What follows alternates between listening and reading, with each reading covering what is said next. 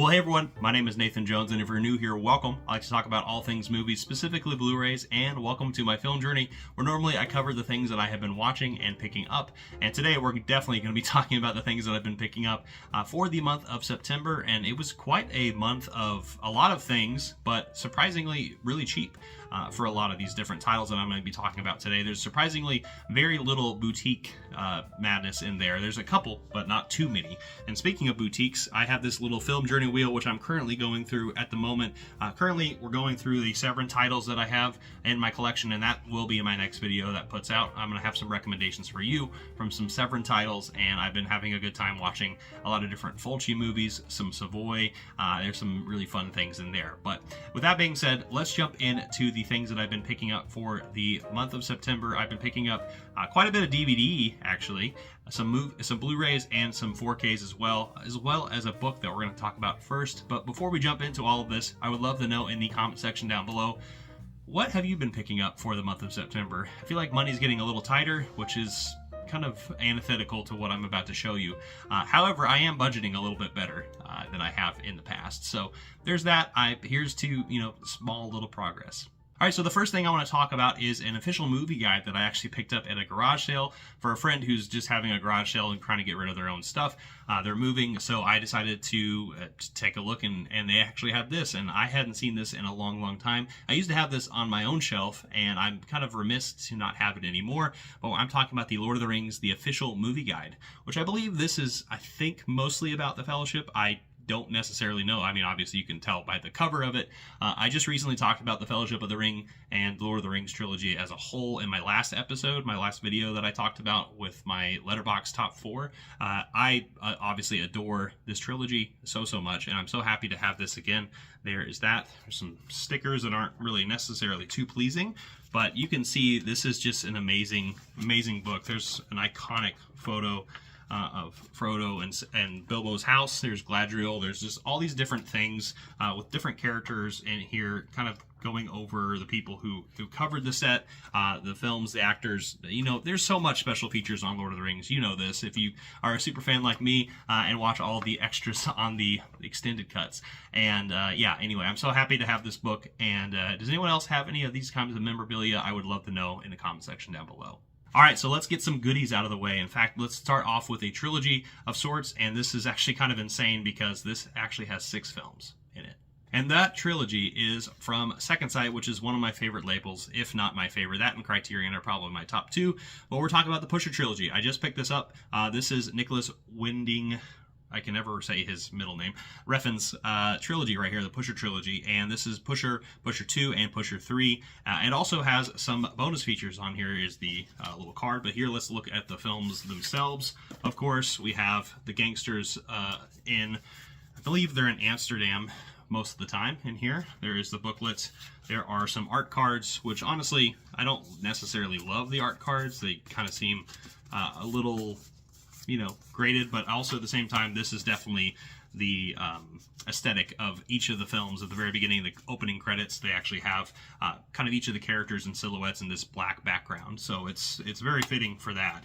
But there are the 3 films themselves right here, all on discs.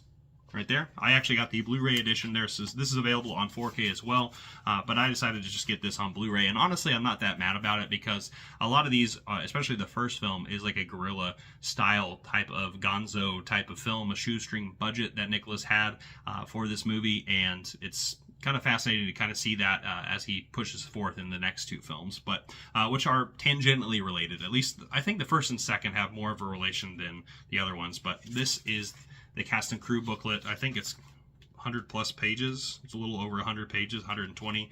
Just, kind of covering the things. There's Mads Mikkelsen, who is one of the main characters in here. He actually has the tattoo of respect on the back of his head. But the special features on here, there actually is more to these than just the Pusher trilogy. There's actually a Danish director, Paul Nierup's 1960s trilogy of youth films, also in new 4K restorations. Mellem Venner, Call Girl Centralian, Villa Vinlay, I think is how you can say it. And then we have Sten Brand's Helte, which again, I haven't seen any of these films, but these were kind of inspiring for the Pusher trilogy, which is kind of crazy. It's sharing a kinship with the Pusher trilogy and their uncompromising depiction of marginalized lives. He dedicates the Pusher trilogy, especially Pusher 3, to that director. So that's really fascinating. I actually haven't watched those, but I have seen all seen the Pusher films, and they're really good. They're all solid. I would probably give them all 4 out of 5s. I just really was invested in the lives of these people who are going through these hard times, but also causing a lot of the mischief themselves. It's got a great cast. It's got, like I said, it has Mads Mikkelsen in here a couple times. He's not necessarily the main character in the first film, but, it is just kind of crazy to see this cast and crew together. I need to watch more of his works, but I believe this is some of the better Nicholas Winding Refn's works. Obviously, he would go on to Drive, which is probably his masterpiece. But I'm happy to have the Pusher trilogy, and I definitely recommend people checking this trilogy out. There's very few trilogies that have come out from Second Sight, and I'm glad that they did. So they did a great job on this, and I'm excited to jump into those bonus features and those bonus discs, the films themselves. All right, this next one is a big one because a lot of people got this, at least the limited edition when it came out. I didn't pick it up, but I finally got this actually for an incredible deal. I got this for $50, which is insane. I don't even remember how I got it for $50, but somehow I did.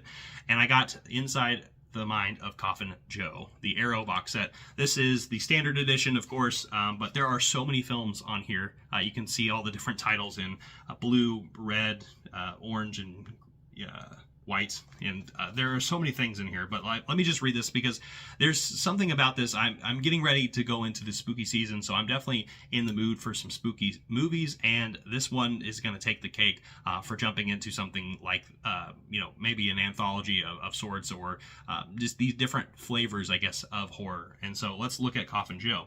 Cultural icon, anti-establishment statement, sadistic lord of carnival horror with his iconic long fingernails, top hat, and cape.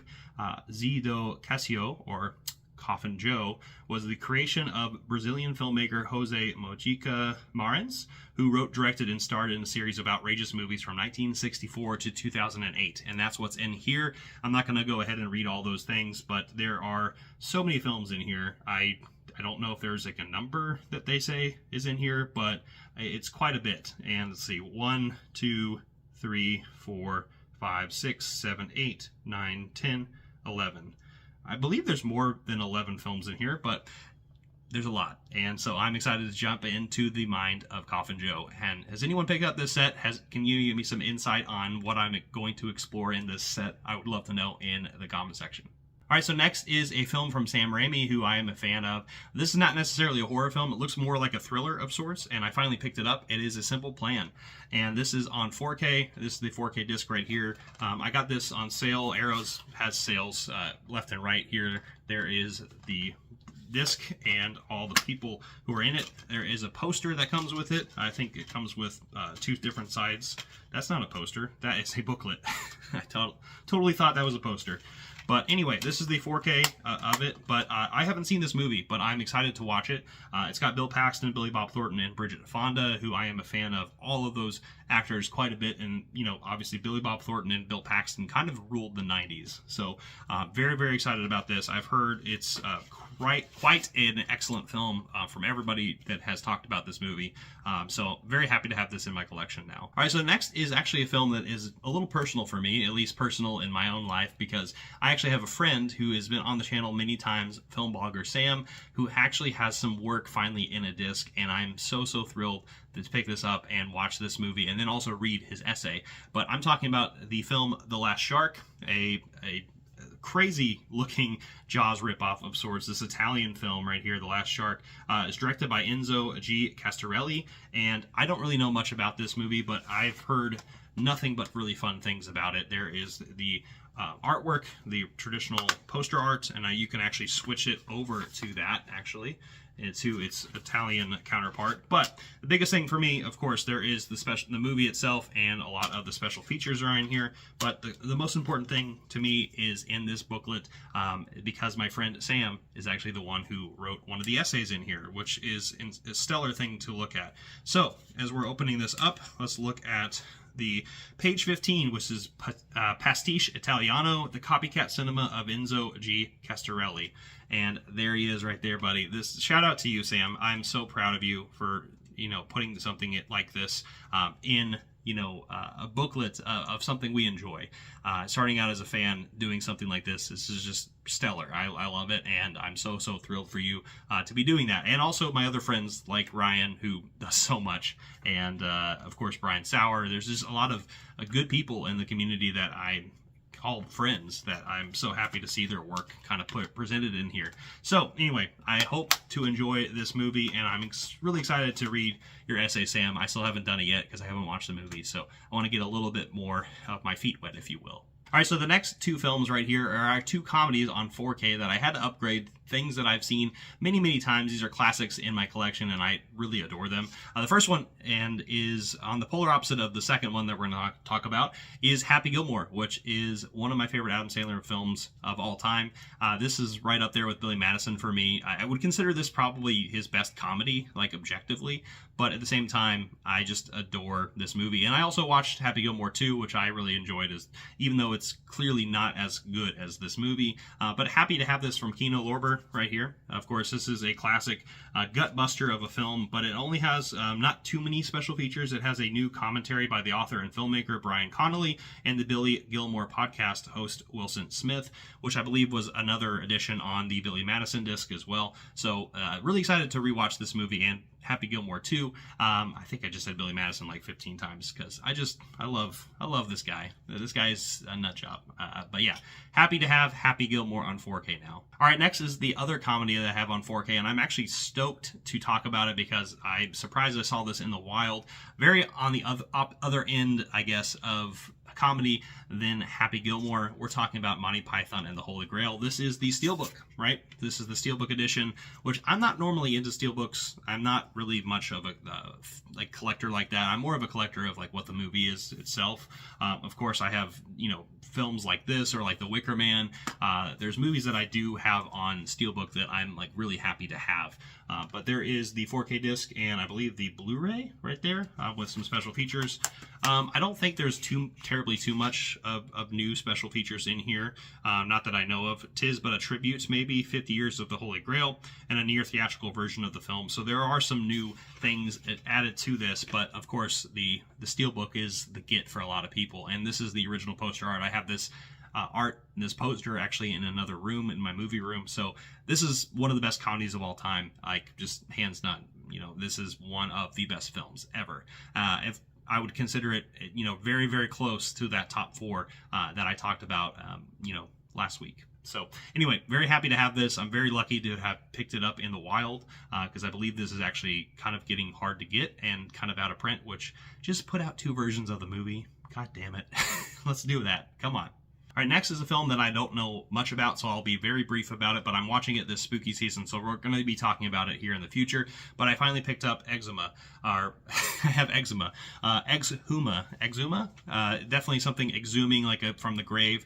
I don't know necessarily too much, like I said, but this is a South Korean film that I'm very excited about. I remember the trailer to this and also just the hype around this movie, and so very stoked to jump into this movie. It looks like a great thriller / horror film, so it looks amazing. So you'll hear more of my thoughts here in a bit. All right, next is actually a show, the first of many shows we're going to be talking about, but this is in 4K, so I kept it with the same format. But I finally picked up Last of Us Season 2, which I haven't seen, but I have seen Last of Us Season 1, and I quite enjoyed what I saw. I know there is some people who play the games. I am not one of those people who are a little bit lukewarm on this season, I think, but at the same time I'm just excited to jump into this world, of course, and follow these characters. I know some big major plot points that have been spoiled to me, unfortunately, but I will go into this mostly blind, so I'm very excited to check out Last of Us Season 2, and I'm sure a lot of people who have watched this, are watching right now, have already watched this and probably have their opinions, but I'm just excited to jump back into this world and maybe eventually someday play that game. All right, next is actually a documentary that I picked up for a really good deal. I think it was like $10 on Amazon or something. But I got The Go-Go Boys. This is the story of the inside story of Canon Films. So this is actually on MVD, the movie line right there. And this is a story about Canon Films, of course. The producers of a lot of movies on various ranges of what you say would be quality, but they put out so many films. Of course, this is actually the story of two Israeli-born cousins, Aminimem Golan and Yoram Globus, and their pursuit of their American dream of making as many films as possible and a lot of money, but through a lot of different things here. But there are so many films that they've done, like Over the Top, Superman 4, just to name a few that they have their names attached to. But this is an iconic duo and also an iconic brand, I suppose, from the 80s. And it kind of expands on their life, and it talks about their relationship and how they got to this business and how it pretty much sank at the very end. So great movie. I definitely would recommend checking it out. I don't know if I would buy it again, but I would give this movie a 3 out of 5. It's a good and very informative documentary, but of a really fun bunch of different types of varieties of films, and it's very, very exciting to see. All right, so these next movies are all Blu-ray, and eventually I'm going to get to some TV, which has some DVDs in it. And now we're going to start off with some Cronenberg titles, ones that I haven't seen, and I'm just adding more Cronenberg to my collection because I'm doing a little project with a good friend of mine. I'm very excited about that. So I got Cosmopolis with Robert Pattinson, which I don't really know too much about. I've also heard this is kind of a mixed bag, but I'm going through all of Cronenberg's filmography, and so that being said, I also got Fast Company, which I believe is his third or fifth, something like that. But this is his racing movie, and this is actually the, I think, Spanish Blu-ray right here to get, and this is a great films collection. And it's just strange to me to get something like that, because this movie hasn't been released, I don't think, in region A or B, at least in the UK or the US. And so I wanted to get this, and I actually got it for a really good deal. I think it was like $20, which honestly for like an export of some sorts, or I guess an import, it's not terribly too bad. So yeah, definitely interested in getting into some Cronenberg, and yeah, be on the lookout for that. I'll talk about that more once we get to the bodies in the flesh ripping off and exploding. All right, speaking of bodies, let's actually continue with John Carpenter. This is actually one of his last films, and one that I think has a mixed bag of sorts. I didn't mean to do another pun there with mixed bag. But anyway, we have The Ward, which is one of his latter films. This came out, I think, in the mid-2000s or like 2010. Yep, 2010. So, this is, I think Carpenter kind of had his heyday in his 2 decades, primarily in the 70s and 80s, and really kind of channeled a lot of that incredible work he did. But I'm excited for this because I actually picked this up for like $6 at a half-price books on my recent trip up to Kansas City, and that was really, really fun, so I was able to do that. On top of that, actually, I got this as well, Farewell My Queen from Cohen, and the Cohen Media Group, which is, I think, an arm of Kino now, and this is a French film right here that has Diane Kruger in it, and Lee Seydoux, and Virginia Ledoudin. I'm saying all these names incorrectly, but this is all kind of one of those upstairs, downstairs kind of period piece films that I'm just excited about, with like a romance that I think is a little scorned. So very excited about those 2 films. And then I also got this Blu-ray collection at Walmart just recently. I think it just recently restocked, and I was getting groceries, so I just saw this for like $12, and I'm like, absolutely, I'll get this. This double feature right here from Screen Factory, actually. Love at First Bite and Once Bitten, which I have seen a couple of times. I think I remember the last time I watched these movies were back in the VHS days, so it's going to be fun to jump into this during the spooky season. So I'm excited for these vampire comedies of some sorts, and yeah, I might even watch Dracula Dead and Loving It. Moving from there, we have a documentary, one that I had eyed actually at Barnes & Noble I want to say a year ago now, and I actually have the Ken Burns Hemingway documentary, which I'm really, really excited about. The Man, the Myth, and the Writer Revealed. So this is Ken Burns and Lynn Novick who are directing and like narrating this. Very, very excited about this. I have loved Ernest Hemingway's kind of work, and tangentially have been around him with various different things that I've been reading or maybe watching or just paintings, looking at these different art forms, I guess, of his work. And so that has been inspired by a lot of his stuff. So I'm really excited to jump into this. This is a PBS documentary, and has 6 hours of stuff in here. So it's going to be insane to watch. I got this for a pretty good deal. I believe I got this on Half Price Books. If not, I think I got it on Amazon, but it was rather cheap. I want to say $12 to $15, and definitely really well worth jumping into, because I need to watch more documentaries.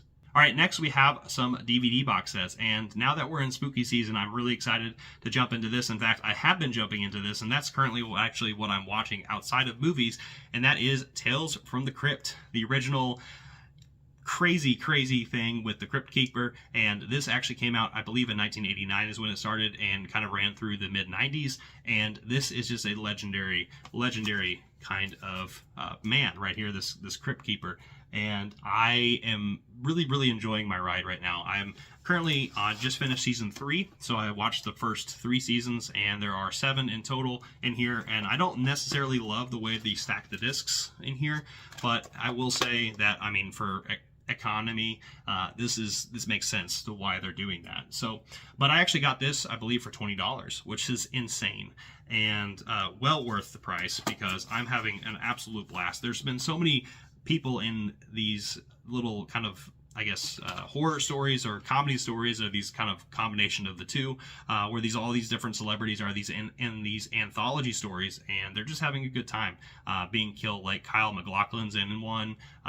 We have Whoopi Goldberg in another. There's just so many people in here, and I know there are some early sightings of different actors who became more prominent as just side things in these different little short horror stories. So very much loving this journey right here, and I know this is a classic and a favorite for a lot of people. So yeah, be on the lookout for maybe a video talking about that. Continuing with Tales from the Crypt, we have another thing, I think from the early 80s to the mid 80s, I believe, and that is Tales from the Dark Side, which is another thing very related to Tales from the Crypt, kind of more anthology stories. But I remember watching several of these things. This is actually the seasons 1 through 4, and it's not necessarily the best looking thing, and a lot of stuff just fell, but it's okay. But yeah, I'm excited to jump into this outside of Tales from the Crypt. This is definitely the vibe I'm going through with my October. And speaking of more October spooky stuff, I also got Night Gallery on the complete series on DVD. I decided to pick this up over the Kino Lorber title. I actually have season 1 on Kino Lorber on Blu-ray, but I decided to do that just for price point. I mean, this is one of those movies, or like this TV series, that I'm not necessarily like too interested in. Like I'm really interested in it because I like the Twilight Zone and things like this, but I decided to pick this up for the cheaper price because I honestly think, you know, getting the second season, I think, which is around like $40 or $50 every single time, it's getting a little out of hand. So I gotta scale back a little bit on these things. And I know that the Blu-rays look better than the DVDs, but I think price in this particular instance is totally warranted here. But yeah, I'm excited to jump into this. This is Rod Sterling's.